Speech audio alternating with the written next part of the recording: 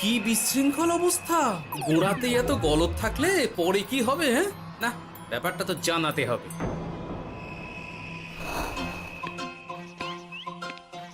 এই তো মহারাজের প্রিয় গোপালও চলে এসেছে। তাহলে এবার সভা শুরু করা যাক মহারাজ। সে আপনি যাই বলুন না কেন মন্ত্রী মশাই, আজ আমার আপনার সাথে ঝগড়া করার কোনো ইচ্ছেই নেই। কেন গোপাল, কি হয়েছে তোমার? কি আর বলি মহারাজ, কৃষ্ণনগরের ভবিষ্যৎ দেখে আমি তো ভাষাই হারিয়ে ফেলেছি। বলো কি, কৃষ্ণনগরের ভবিষ্যৎ? তা শুনি খুব ভালো কিছু নিশ্চয়ই। এতে আর শোনার কি আছে মহারাজ, অবশ্যই ভালো হবে। সে কথা তো আমি একবারও বলিনি মন্ত্রী মশাই। আহা গোপাল, ভনিতা না করে বলি ফেলো না দেখি, কি এমন দেখেছো কৃষ্ণনগরের ভবিষ্যৎ? তাহলে শুনুন, কৃষ্ণনগরের ভবিষ্যৎ ঘোর অন্ধকারে, মোটেই ভালো নয়। হ্যাঁ, বলো কি? কৃষ্ণনগরের ভবিষ্যৎ বলতে আমি ছোট ছোট ছেলে মেয়েদের কথাই বলছি। ওরাই তো আমাদের কৃষ্ণনগরের ভবিষ্যৎ। ঠিক কথা, কিন্তু তার সাথে অন্ধকারের কি সম্পর্ক? সম্পর্ক আছে মহারাজ। আজ সকালে রাজসভায় আসার পথে দেখি পাঠশালায় বাচ্চাদের পড়াশোনা বাদে সবই হচ্ছে। তা এরকম চলতে থাকলে কি করে রাজ্যের ভালো হবে বলুন দেখি? না হওয়ারই বা কি আছে শুনি? পড়াশোনার সাথে রাজ্যের ভালো খারাপের কি আছে? সত্যি মন্ত্রী হয়েও যে আপনি এসব কথা বলেন, ভাবলেও অবাক লাগে। গোপাল, মুখ সামলে কথা বলো। আপনিও তাহলে আগে বুঝুন, তারপর কথা বলুন। আবার শুরু হয়ে গেলে তোমরা। ক্ষমা করবেন মহারাজ, কিন্তু আমি তো কিছু শুরু করিনি। মন্ত্রী মশাই তো না বুঝে কথা বলছেন। আপনি বলুন মহারাজ, বাচ্চারাই তো সমাজের ভবিষ্যৎ। হ্যাঁ, ওরা এখন যা শিখবে সেটাই তো পরে কাজে লাগাবে। ঠিক ঠিক, শিক্ষার গুরুত্ব অনেক, তাকে এত অবহেলা করলে তো চলবে না। সেটাই তো মহারাজ, একে তো সকলে পাঠশালায় আসে না, তার উপর যে কয়জন আসে তাদের মধ্যেও কেউ খেলে বেড়ায়, কেউ ঘুরে বেড়ায়, এসব হয়। বুঝলাম, কিন্তু রাজপণ্ডিত কিছু বলে না। কি করে বলবেন মহারাজ, উনি তো নিজেই ঘুমে ঢুলতে থাকেন। কি? আমি কালই রাজপণ্ডিতের সাথে এই ব্যাপারে কথা বলবো। কিন্তু শুধু রাজপণ্ডিতের সাথে কথা বললেই হবে না মহারাজ, তার সাথে এমন কিছু করতে হবে যাতে ছেলেপুলেরা রোজ পাঠশালায় খুশি মনে এসে পড়াশোনা করে। তার জন্য কি করা যায় বলো তো? আর তোমার কাছে কি কোনো উপায় আছে? থাকলে তো আগেই বলে দিত, এত সময় ধরে অভিযোগ করে যেত নাকি? আচ্ছা, আপনার কাছে কি কোনো উপায় আছে মন্ত্রী মশাই? মানে এখন নেই, ভাবতে হবে। তাহলে একটু চুপ করে থাকুন। ছাড়ো না গোপাল, তুমি বলো। আমি বলছিলাম, ওই বাচ্চাদের পাঠশালার প্রতি আগ্রহ আনার জন্য যদি একবেলা ভাত, ডাল, দুধ, ডিম ইত্যাদি খাওয়ানো যায়, তাহলে সেটা কার্যকর হবে বলে মনে হয়। অসম্ভব! রাজ্যের কত খরচ বেড়ে যাবে জানো? তুমি থামো তো মন্ত্রী, সব সময় খালি উল্টো কথা বলা। আমি একদম একমত গোপালের সাথে। কৃষ্ণনগরের উন্নতির জন্য আমি সব করতে রাজি।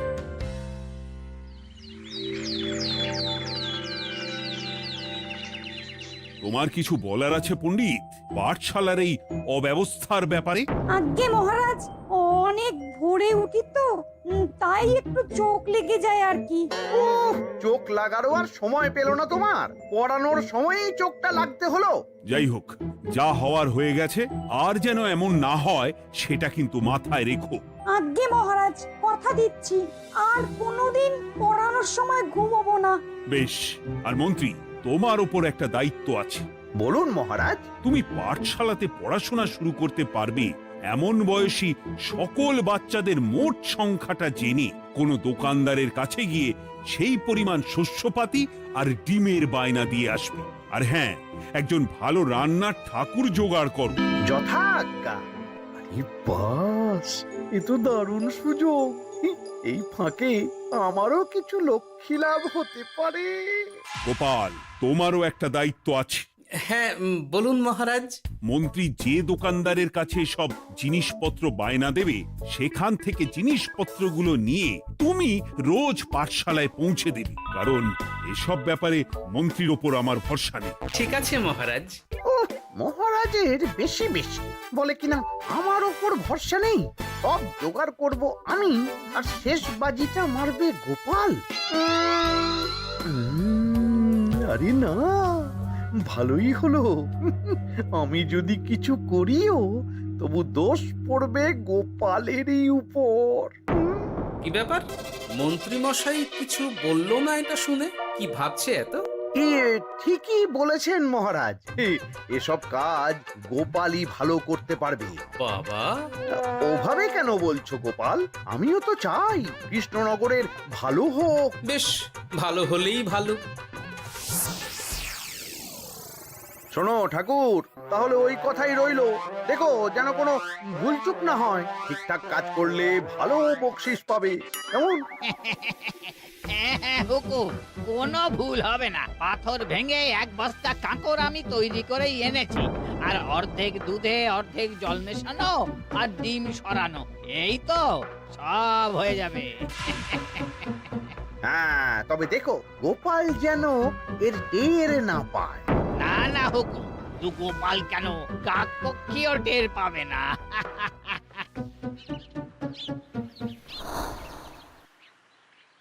যাক বাবা, এবার শুধু জিনিসের দামটা মহারাজকে বাড়িয়ে বললেই কাজ হাসিল। এদিকে অতিরিক্ত মূল্যটাও আমার হবে, আর বাকি জিনিসগুলো বিক্রি করার পর সেই দামও আমারই হবে।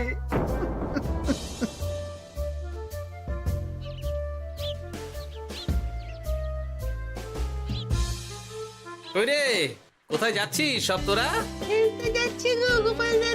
কাল থেকে অবশ্যই সব পাঠশালায় যাস, কিন্তু বন্ধুদেরও বলিস যেতে। ভাত, ডিম, দুধ, আরো কত কি ভালো ভালো সব খাবার দেওয়া হবে রে। তাই ডিমও দেবে? হ্যাঁ রে, মহারাজ এই নতুন নিয়ম করেছেন। আমি নিজে গিয়ে জিনিসপত্র দিয়ে আসবো। কি মজা, আমি তো তাহলে রাত যাব পাঠশালা। আমিও যাব। বেশ দারুণ ব্যাপার হলো তো, এবার তো রোজ পাঠশালা যেতেই হবে। আচ্ছা বেশ, এবার চলি তাহলে।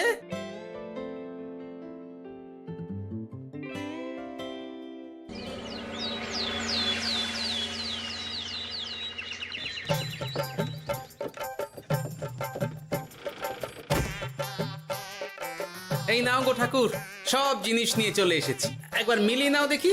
ঠিক আছে গোপাল দাদা, এখনই সব দেখে নিচ্ছি।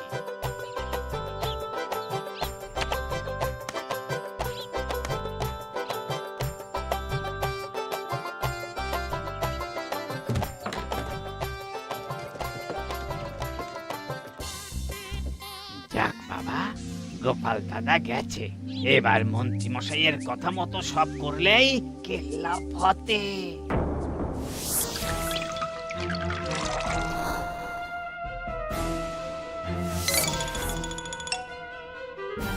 কই গো ঠাকুর? এই তো হুকুম, আপনার কথা মতো সব কাজ হয়ে গেছে। ওই দেখুন, ওখানে জিনিসগুলো রাখা আছে, আপনি নিয়ে যেতে পারেন। বাবা বাবা, খুব ভালো, খুব ভালো।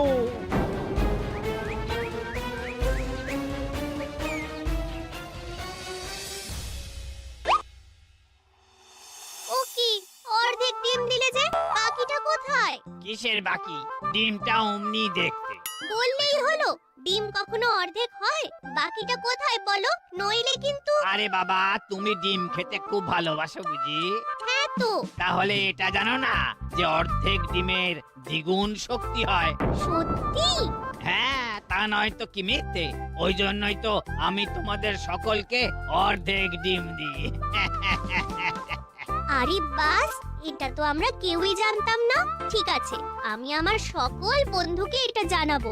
যাক বাবা, বিশ্বাস করলো তবে, নইলে আর একটু হলেই ধরা পড়ে যেতাম।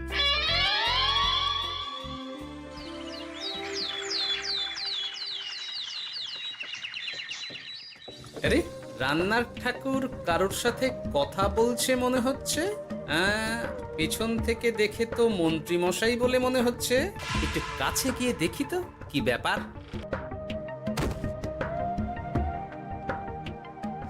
আরে গোপাল দাদা যে, তোমার কথাই ভাবছিলাম, আর দেখো তুমি চলে এলে। হুম, তুমি কি নিশ্চিত যে তুমি আমার কথাই ভাবছিলে? আমি তো তোমাকে কারোর একজনের সাথে কথা বলতে দেখলাম। এই রে, আবার মন্ত্রী মশাইকে দেখে ফেলেনি তো? কথাটা বেফাঁস হয়ে যাওয়ার আগেই আমাকে কথা ঘোরাতে হবে। কি গো বলো, এত কি ভাবছো? হ্যাঁ, ইয়ে, না না, এতে ভাবার আর কি আছে? কেউ না কারোর সাথে কথা বলিনি।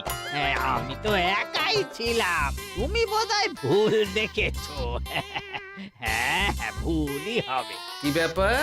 ঠাকুর এভাবে বলছে কেন? তাহলে কি সত্যি ভুল দেখলাম নাকি অন্য কোনো ব্যাপার আছে? না, পরে দেখতে হচ্ছে। ঠিক আছে, এই আমি যাই গো। হ্যাঁ, অনেক কাজ আছে।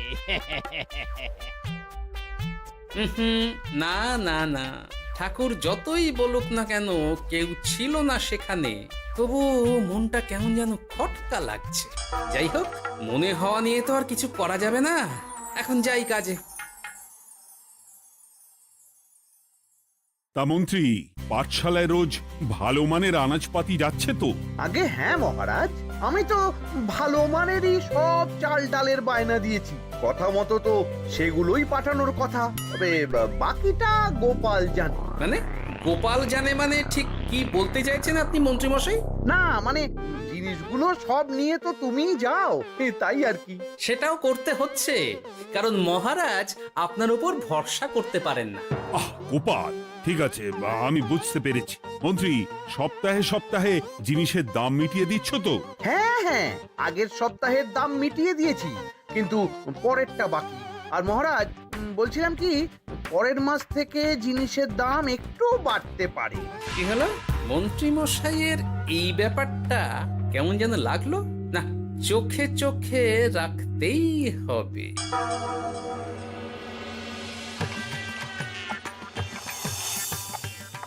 কিরে বুটি, তুই অর্ধেক ডিম খেয়ে বাকি অতটা রেখে দিলি কেন? রান্নাটা ভালো হয়নি বুঝি? না গো দিদা, খুব ভালো হয়েছে। আমি তো আসলে এখন এমনই খাচ্ছি। শিখিরি, কেন রে পুটি?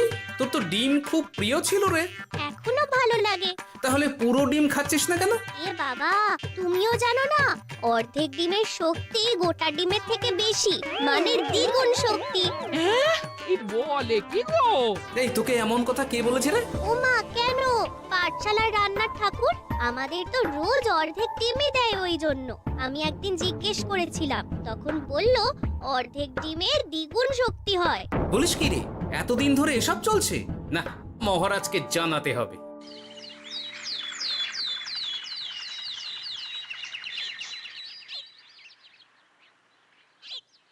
আরে গোপাল এত সকাল সকাল রাজবাড়ির দিকে যাচ্ছে কেন? গিয়ে আড়াল থেকে দেখি তো।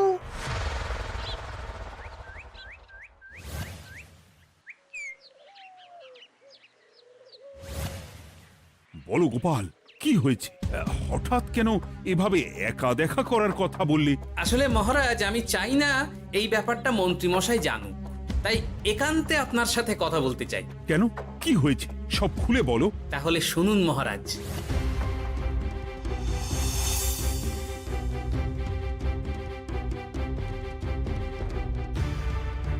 কি সাংঘাতিক ব্যাপার! আমি এখনই ওই রান্নার ঠাকুরকে কারাগারে বন্দি করার আদেশ দিচ্ছি। না না মহারাজ, সেটা ভুলেও করতে যাবেন না। আমার এই পুরো ব্যাপারটাতেই সন্দেহ আছে। পুরো পরিকল্পনার পেছনে মনে হচ্ছে অন্য কেউ আছে মহারাজ। তুমি ঠিক কার কথা বলতে চাইছো? প্রমাণ ছাড়া তো আমি কারো নাম বলতে পারবো না মহারাজ।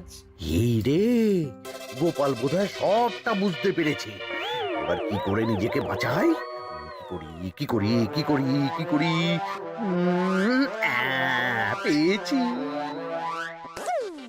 শোনো ঠাকুর, এখন কিন্তু মহারাজ সবটা জেনে গেছে, তাই দেখো যাই হয়ে যাক না কেন আমার নামটা যেন না আসে, নইলে কিন্তু তোমাকেই রাজ্য ছাড়া হতে হবে।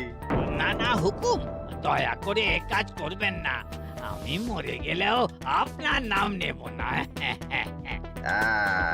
মাথায় থাকে যেন।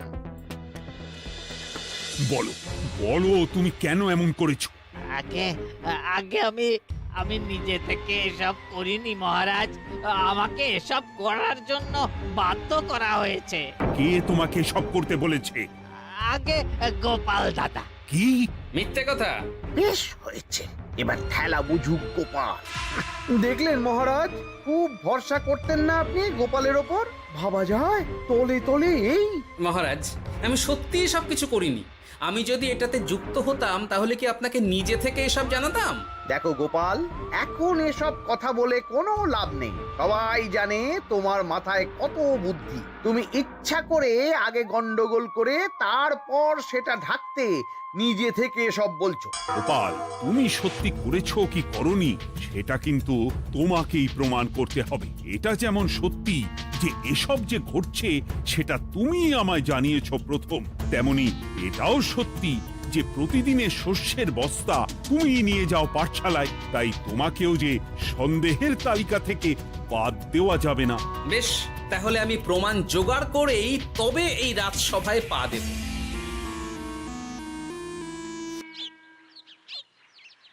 আজকের পরে আমি আরো নিশ্চিত যে এসবের পিছনে মন্ত্রীমশাই যুক্ত আছে। এবার শুধু ওনাকে হাতে নাতে ধরার ব্যবস্থা করতে হবে। ও কি দাদু, তুমি এই সময় বাড়ি ফিরছো? হ্যাঁ রে, তোর দাদুকে আর চোরের অপবাদ দিয়েছে, তাই প্রমাণ জোগাড় না করে আমি রাজসভায় যাব না। কি বললি? তোমাকে কে চোরের অপবাদ দিয়েছে? কে আবার? ওই মন্ত্রী। কিন্তু আমার সন্দেহ হচ্ছে যে আসল চোর ওই মন্ত্রী। বাস, তাহলে আর চিন্তা কি? আমরা আছি তো, মন্ত্রীর ওপর নজর রেখে তোমাকে সব খবর দিয়ে যাব। হ্যাঁ দাদু, আমারও অনেক রাগ হয়েছে। এতদিন মিথ্যে বলে আমাদের অর্ধেক ডিম খাইয়েছে। আমি এটা কিছুতেই মানতে পারছি না। এবার সত্যিটা সবার সামনে আসবেই।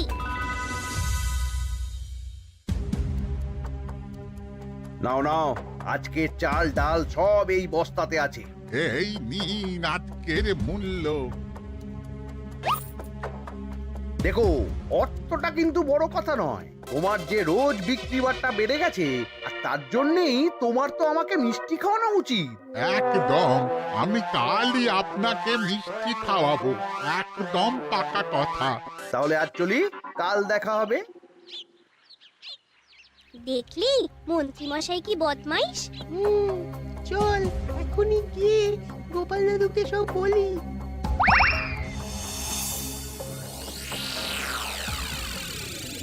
তাহলে এটাই হলো আসল ব্যাপার। খাওয়াচ্ছি ওকে মিষ্টি। হ্যাঁ গোপাল দাদু, একেবারে আচ্ছা করে দাওয়াই দিও। আচ্ছা শোন, আমার মাথায় একটা বুদ্ধি এসেছে, বুঝলি? কাল তোরা ওই পাশের গ্রামের দোকানদারকে কিছু একটা করে আটকে রাখ, আর আমি সেই সুযোগে মন্ত্রীর সাথে দেখা করব। আচ্ছা, তুমি কোনো চিন্তা করো না। ঠিক আছে, তোরা এখন যা, আমিও একবার মহারাজের সাথে দেখা করে আসি।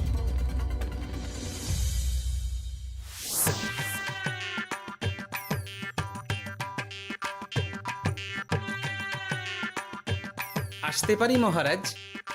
আরে গোপাল জি, এসো এসো। মহারাজ, কথা মতো আমি প্রমাণ জোগাড় করে ফেলেছি, কিন্তু সেটা দেখার জন্য আপনাকে কাল আমার সাথে একটা জায়গায় যেতে হবে। বেশ, আমি যাবো।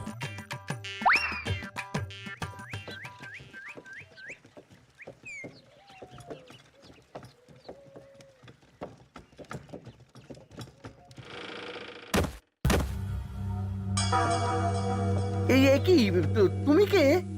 আগে আমি মালিকের খুব বিশ্বস্ত কর্মচারী। আজ সকালে মালিক একটা অন্য কাজে ব্যস্ত হয়ে পড়েছে, তাই আমাকে পাঠালো। কিন্তু কথা মতো আপনার জন্য মিষ্টি পাঠিয়েছে। এই তাই নাকি? দাও দাও দাও দাও, শুনেছি তোমাদের গ্রামের মিষ্টিও নাকি খুব ভালো। হ্যাঁ, ওই আর কি। নিন।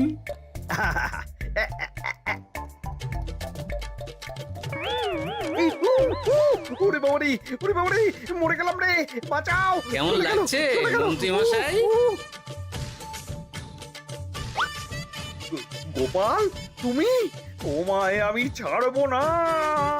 এই যে গোপাল দাদু, আসল দোকানদার। এই, আসল দোকানদার? এই রে, এবার কি হবে?